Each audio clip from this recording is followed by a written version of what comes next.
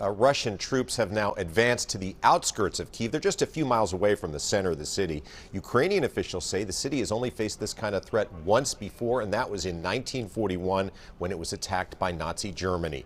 New video just into our newsroom showing a bridge north of Kyiv that the Russians blew up. Russia says it has now cut the city off from the west. It also says it has taken over a key airport outside of the city. U.S. officials predict the city could fall by this weekend. This morning, Kyiv is under bombardment again. There are more explosions. Ukraine's defense ministry is telling residents to stay indoors and to prepare Molotov cocktails to use against what it calls the occupiers, the Russian army. There are also reports of gunfire in the city. And Russia's not just going after military targets, civilian sites are also getting hit. Last night, a rocket crashed into an apartment building in Kyiv. That set off a fire. The building was badly damaged. At least 3 people were hurt, and people were terrified. So approximately in 4 or 4:15, my mother screaming, "Wake up, wake up!" I'm waking, all in the dust, screaming, alarmed from the cars. I don't even know. Maybe this is the shelter. Maybe this is the rocket launcher.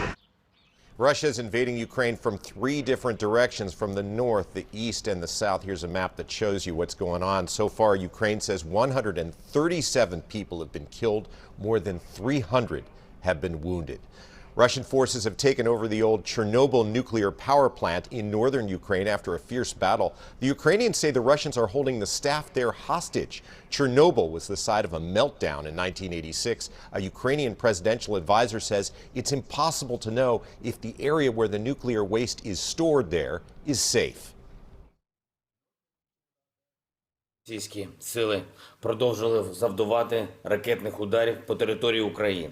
Ukraine's President Volodymyr Zelensky told his people that Putin's goal is to put a puppet government in place. "I am target number 1, he said. This morning he pleaded with Russia to hold talks to end the fighting. Russia says it will only negotiate if Ukraine surrenders. The Biden administration has imposed new, tougher sanctions on Russia. The president says the U.S. and its allies will block the assets of 4 large Russian banks and also target Russian billionaires. But President Biden says the sanctions will take time to have an impact, and he says there's no question Putin wants more than just Ukraine. He has much larger ambitions in Ukraine. He wants to, in fact, reestablish the former Soviet Union. That's what this is about.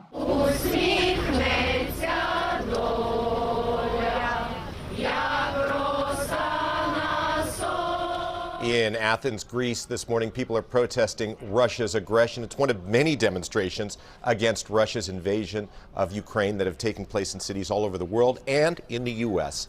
as well.